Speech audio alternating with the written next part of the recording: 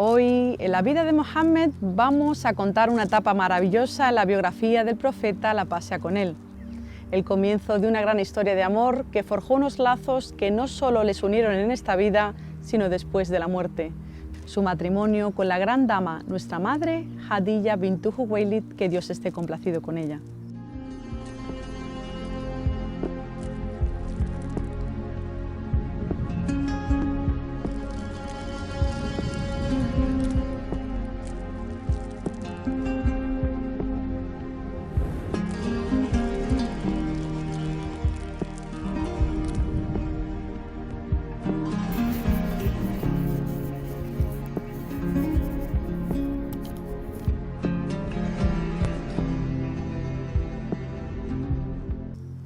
As-salamu alaikum y bienvenidos. Sayyida Khadija era una señora destacada en su pueblo, honrada, emprendedora, muy alejada de los estereotipos que algunas personas sin base alguna han construido sobre las mujeres musulmanas. Khadija era la señora con mejor linaje de la zona, de refinado carácter, inteligente, rica e independiente. En vida se le albrició con el paraíso y tuvo el honor de recibir saludos de paz de Dios Altísimo a través del ángel Gabriel, paz sobre él. Ya antes del Islam la llamaban At-Tahira, la pura. Khadija, que Dios esté complacido con ella, era empresaria dedicada al comercio de caravanas con el Levante y el Yemen. Para viajar de capataz con sus mercancías, contrató al joven Mohammed más de una década antes de la revelación, quien ya por aquel tiempo se le apodaba Al-Amin, el digno de confianza. Al regreso del primer viaje, el sirviente de Khadija, Maysara, informó a la empresaria del carácter noble, la honradez y los excelsos modales de Mohammed, paz sobre él, que sin duda le llamaron hondamente la atención. Khadija bint Khuwaylid había estado casada anteriormente 2 veces, probablemente enviudado y tenía varios hijos. Recibía constantes peticiones de matrimonio de los nobles ricos de Quraysh, pero a ella esto no le cegaba. Lo que caló en su corazón fueron los valores morales y cualidades del enviado de Dios. Se narra que una amiga de Khadija llamada Nafisa le preguntó qué le parecía Mohammed y hablaron de su honestidad y educación. Nafisa finalmente quiso saber si Khadija estaba interesada en él, a lo cual respondió afirmativamente. Nafisa fue a hablar con Mohammed y le preguntó por qué no daba el paso de pedir la mano de Khadija, a lo que contestó que quién iba a aceptarle como marido si no tenía riqueza. Recordemos que era huérfano. Nafisa le propuso buscarle ella que tuviera buenas condiciones. Mohammed le preguntó quién tenía en mente, a lo que contestó que Khadija bint Khuwaylid. Mohammed no sabía por qué iba ella a interesarse en él si no tenía nada que ofrecerle. Tenía un gran linaje, sí, pero no contaba con fortuna. Nafisa le aclaró que a Khadija esto no le importaría. Entonces Mohammed consultó a sus tíos Abu Talib, Hamza y Al-Abbas, quienes reaccionaron con gran alegría, ya que no había mujer con mejores cualidades que ella. Y así fue como Abu Talib fue a pedir la mano de Khadija y el feliz matrimonio tuvo lugar. Esto nos lleva a reflexionar sobre 3 puntos. Primero, nos enseña las cualidades que hay que buscar en el futuro cónyuge: honestidad, nobleza, buenos modales, modestia, en lugar de fijarnos en aspectos superficiales y puramente materiales. Segundo, el hecho de que ella fuera adinerada y él no supuso rivalidad o problema alguno en su convivencia. Khadija fue su mayor soporte económico y empleó su dinero por la causa de Dios, liberando esclavos y alimentando a los desamparados. Y en tercer lugar, vemos cómo la mujer puede tomar la iniciativa de sugerir el matrimonio y de qué manera tan inteligente y sutil lo hizo. Un tema que siempre se habla es la diferencia de edad entre el profeta y ella, siendo que en aquella época esto no era tan relevante. Tampoco es justo centrar la atención en este punto, siendo que lo que le hacía a ella ser grande, lo que hacía a Khadija ser Khadija, no era su edad, sino su magnánimo carácter. Hay consenso de que el profeta tendría unos 25 años cuando se casaron y que estuvieron otros 25 años juntos hasta que ella falleció. En cuanto a Khadija, hay diferencia de opiniones de si tendría 25, 28, 40 cuando tuvieron lugar las nupcias.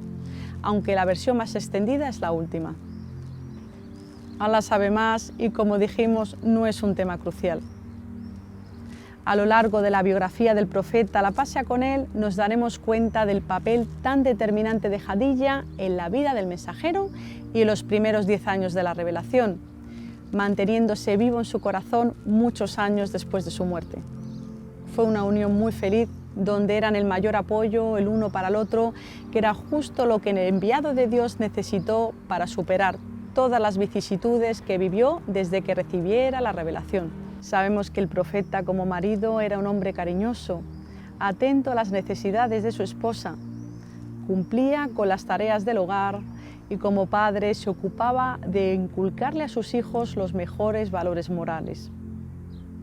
Una de las falsas acusaciones que se han vertido contra el profeta es que se movía por sus instintos pasionales, nada más lejos de la realidad. Se habla de la poligamia como si fuera algo que el Islam hubiera traído, sin contextualizar que se practicaba en todo el mundo y que en ello había un beneficio social también para la mujer, siendo que había tantas viudas con niños huérfanos en ese mundo tan beligerante. El Islam únicamente limitó algo que era preexistente y le impuso unas normas para proteger los derechos de las mujeres y los niños. No se menciona que desde los 25 años en que se casó con Jadilla hasta los 50 en que enviudó, que son los años más activos sexualmente, no tomó segunda esposa, a pesar de que en esa época la poligamia era extendida y socialmente aceptada.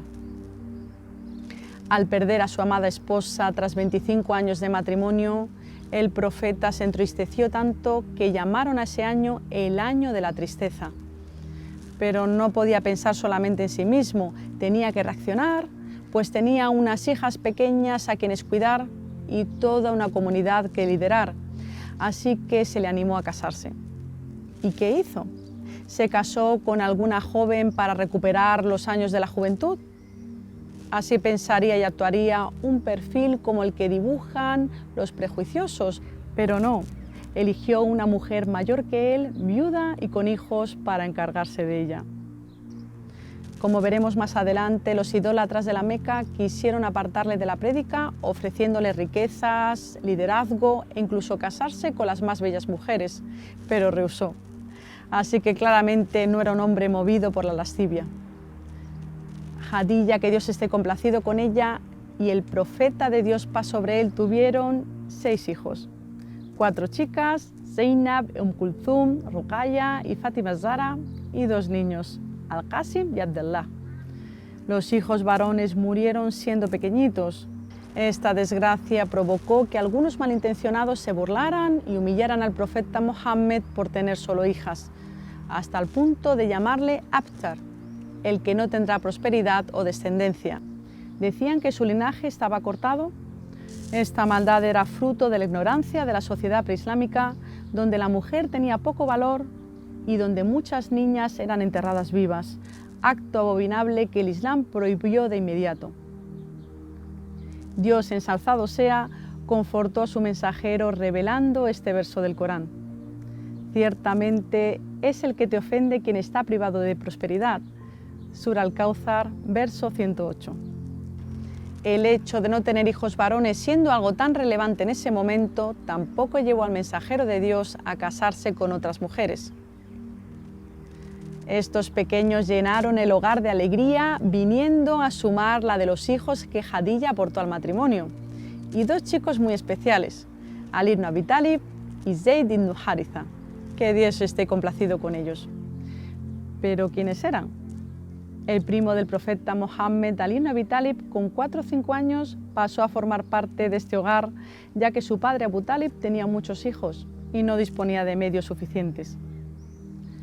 Nos gustaría contar brevemente la historia del segundo niño para que veamos cuál era la personalidad del enviado de Dios desde antes de la llegada del Islam.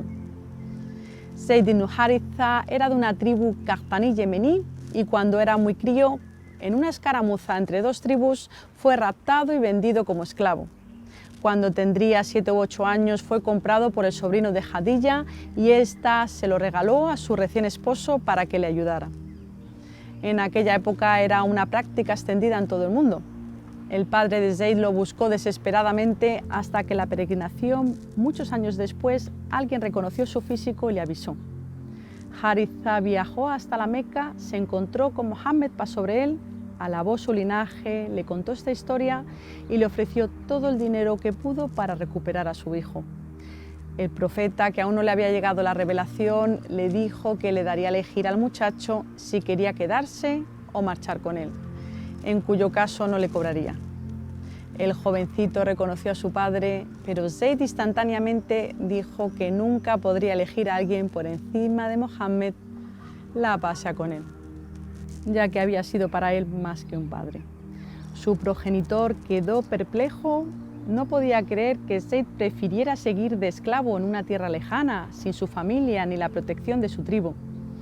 Entonces el profeta tomó de la mano a Zayd, lo llevó ante la Kaaba y anunció ante todo el mundo que ahora era un hombre libre. Le adoptaba como hijo y a partir de ese momento heredaría de él y se llamaría Zayd ibn Muhammad.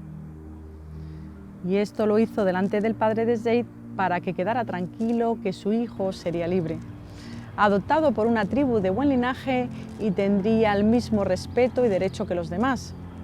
Años más tarde descendió el Corán aboliendo esta práctica, ordenando conservar los apellidos familiares, entre otros asuntos, pero alentando a encargarse de los huérfanos. Como reflexión final podemos destacar que este amor tan profundo que el profeta, la paz sea con él, sentía por Khadija bint Khuwaylid debería inspirarnos al menos a que mostremos interés en su vida, en las enseñanzas que podemos sacar de este matrimonio y las virtudes de esta gran dama. En el caso de los musulmanes, el amor por nuestra primera madre Khadija es también un signo de respeto y fidelidad al enviado, paz y bendiciones, y una muestra de la gran admiración que sentimos hacia ella por sus méritos. Ella fue la primera persona que abrazó el Islam, la primera esposa del enviado de Dios, la madre de sus hijos, la primera en hacer la oración y la primera en tantas buenas obras. La paz sea con el profeta y nuestra madre Khadija. Ya nos vamos acercando al comienzo de la revelación que trataremos la próxima semana, si Dios quiere, junto al suceso de la reconstrucción de la Kaaba. Esperamos que os esté sirviendo de inspiración y compartáis vuestros comentarios. Gracias por vuestro seguimiento y apoyo, bendiciones y saludos de paz.